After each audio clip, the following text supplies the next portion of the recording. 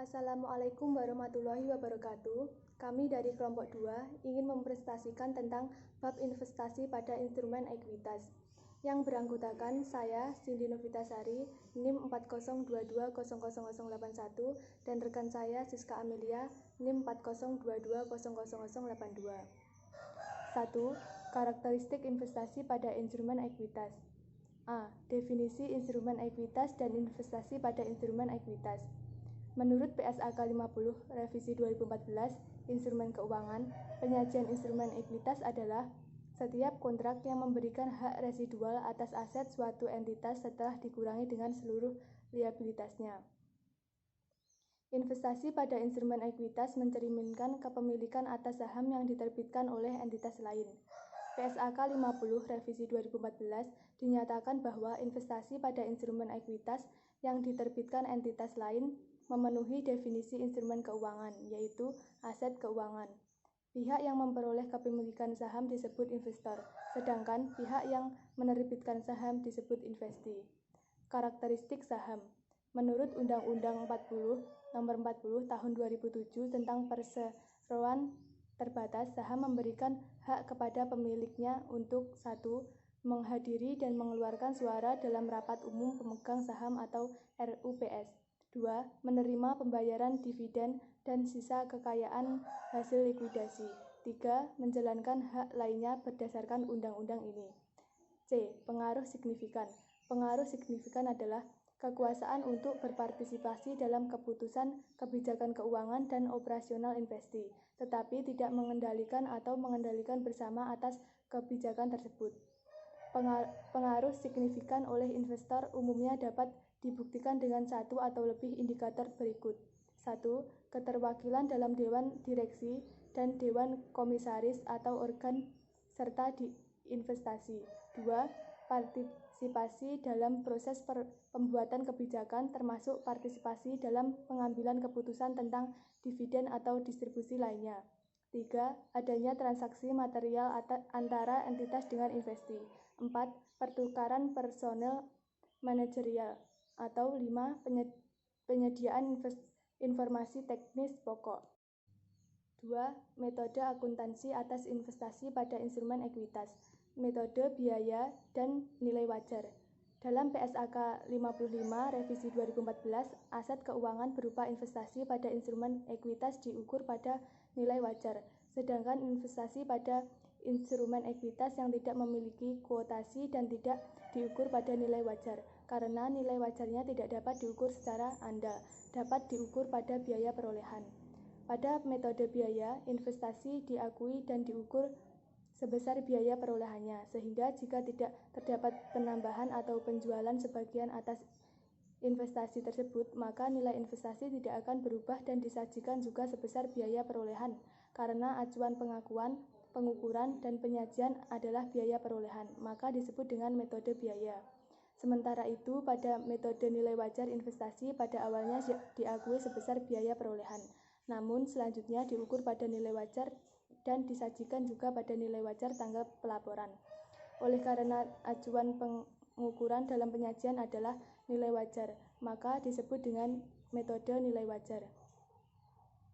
Metode ekuitas. Dalam PSAK 15 Revisi 2014, jika investor memiliki pengaruh signifikan atas investasinya pada saham investi, maka dicatat menggunakan metode ekuitas. Entitas atau investi di mana investor mempunyai pengaruh signifikan disebut entitas asosiasi, seperti digambarkan pada ilustrasi pembuka. Asuransi HBE Pool Indonesia adalah entitas asosiasi bagi PT Pool Advistas Indonesia Tbk karena memiliki pengaruh signifikan dengan kepemilikan 45%.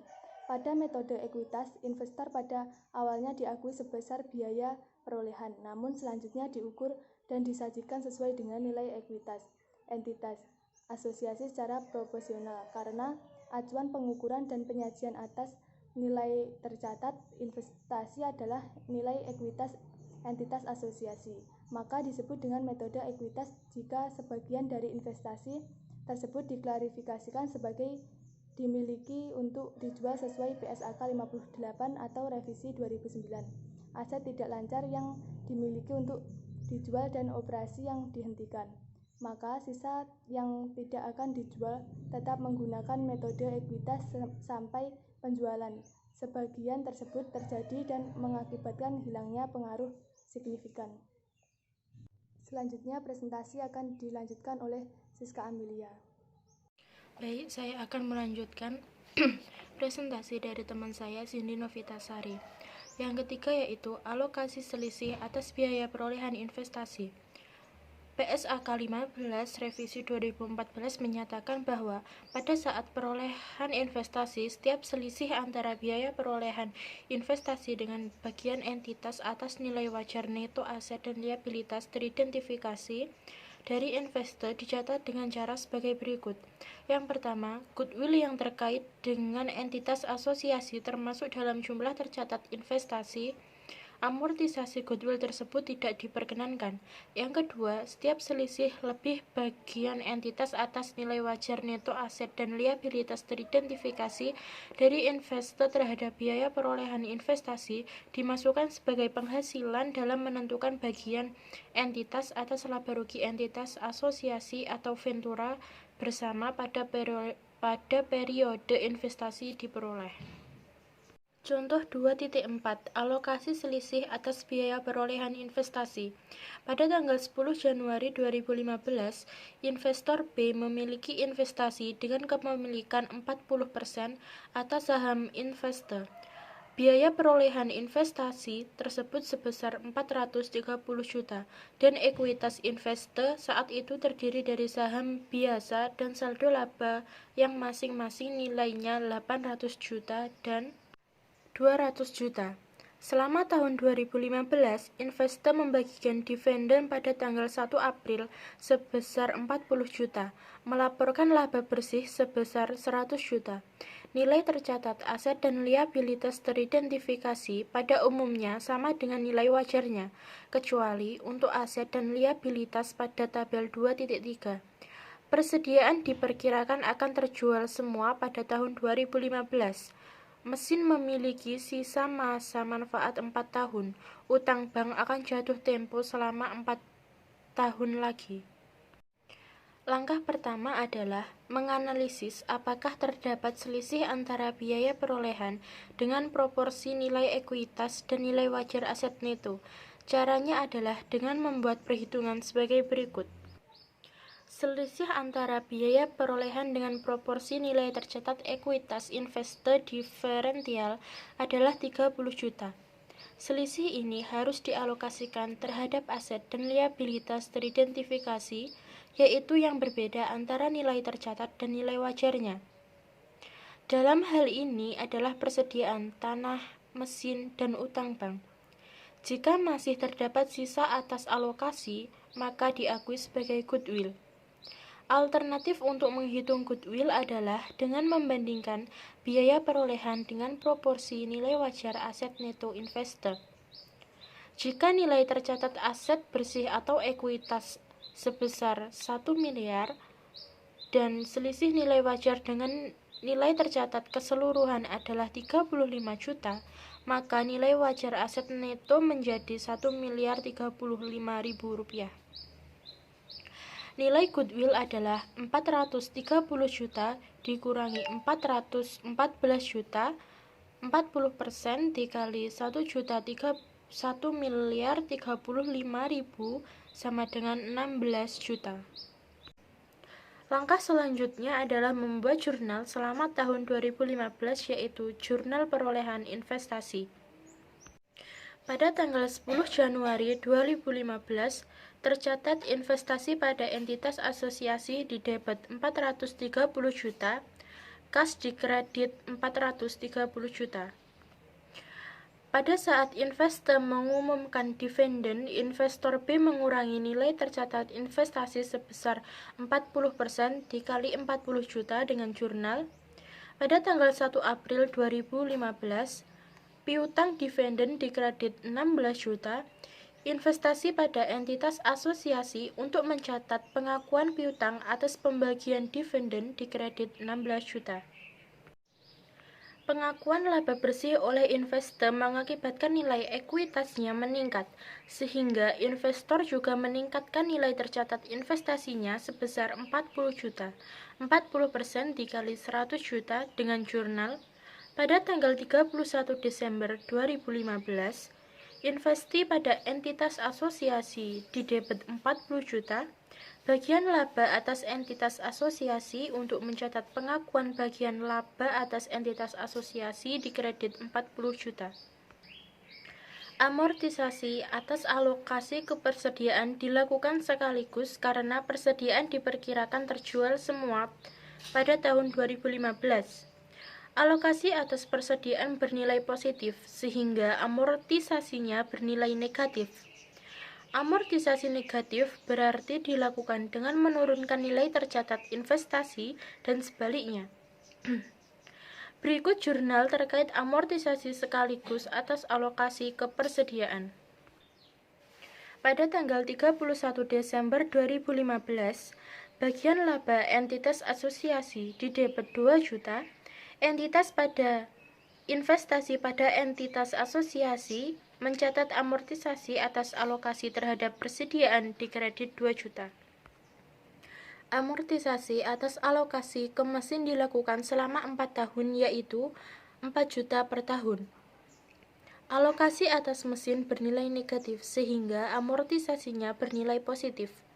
Berikut jurnal terkait amortisasi atas alokasi pada mesin. Pada tanggal 31 Desember 2015, tercatat investasi pada entitas asosiasi didebet 4 juta, bagian laba atas entitas asosiasi untuk mencatat amortisasi atas alokasi terhadap mesin dikredit 4 juta. Amortisasi atas alokasi ke utang bank dilakukan selama 4 tahun, yaitu 3 juta per tahun. Alokasi atas utang bank bernilai negatif, sehingga amortisasinya bernilai positif. Berikut jurnal terkait amortisasi atas alokasi pada utang bank. Pada tanggal 31 Desember 2015, investasi pada entitas asosiasi didebet 3 juta, bagian laba atas entitas asosiasi untuk mencatat amortisasi atas alokasi terhadap mesin dikredit 3 juta. Jurnal amortisasi atas alokasi di atas dapat juga digabung menjadi satu jurnal agar lebih praktis. Nilai tercatat investasi pada akhir tahun 2015 menjadi 459 juta, yaitu saldo awal sebesar 430 juta, dividen diterima 16 juta, bagian laba entitas asosiasi 40 juta, amortisasi atas alokasi persediaan 2 juta, amortisasi atas alokasi mesin 4 juta, amortisasi atas alokasi utang bank 3 juta, saldo akhir dari jumlah semuanya sebesar 459 juta. Nilai tercatat investasi tersebut akan menjadi nilai tercatat awal tahun 2016. Saldo bagian laba atas entitas asosiasi yang diakui tahun 2015 adalah 45 juta, yaitu bagian laba entitas asosiasi sebesar 40 juta, amortisasi atas alokasi persediaan 2 juta, amortisasi atas alokasi mesin 4 juta, amortisasi atas alokasi utang bank 3 juta, dan saldo akhir sebesar 45 juta. Pendapatan tersebut diakui di laporan laba rugi dan tidak diakumulasikan pada tahun-tahun berikutnya. Untuk tahun-tahun berikutnya, penyesuaian yang sama tetap dilakukan atas alokasi ke mesin dan utang bank sampai habis masa manfaat atas jangka waktunya. Sedangkan alokasi ke tanah akan diakui oleh investor B jika tanah tersebut dijual investor ke pihak lain. Gambaran secara umum atas alokasi dan perhitungan nilai tercatat investasi pada contoh di atas dapat dilihat pada gambar 2.2. Gambar 2.2 menunjukkan bahwa amortisasi atas alokasi kepersediaan akan menurunkan nilai tercatat investasi tahun 2015, sedangkan amortisasi atas alokasi ke mesin dan utang bank meningkatkan nilai tercatat investasi karena nilai negatif yang semakin kecil.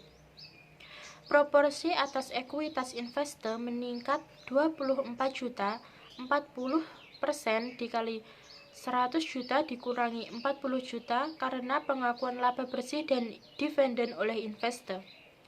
Pada tahun 2016, jika laba dan dividen investor sama dengan tahun 2015, maka proporsi atas ekuitas meningkat 24 juta menjadi 448 juta, sehingga meningkatkan nilai tercatat investasi.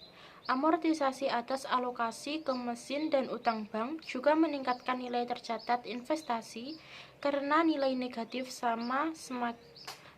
yang semakin kecil.